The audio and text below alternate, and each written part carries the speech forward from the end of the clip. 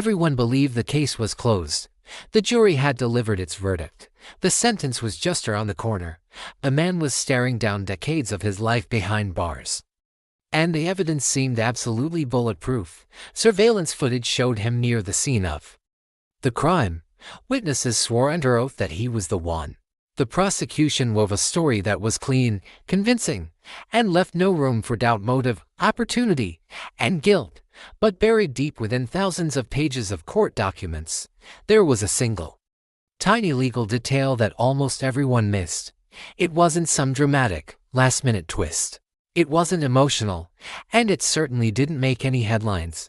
But this one small detail would change everything. Here's what happened. During the initial investigation, detectives questioned the suspect for hours.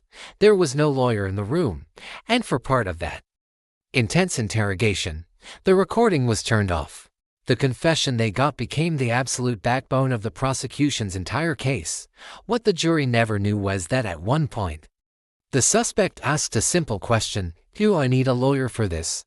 Under constitutional law, that single question is a game changer. It triggers a strict requirement for the police. They must either clearly clarify if the suspect is requesting a lawyer or stop the interrogation immediately. They did neither. The questioning continued, the confession was obtained, and the jury heard every single word of it. At the trial, the defense team somehow failed to object to this. But on appeal, a fresh set of eyes, a new legal team, spotted it instantly. They argued that the confession, which was the most damaging piece of evidence in the whole trial, should never have been allowed in court in the first place.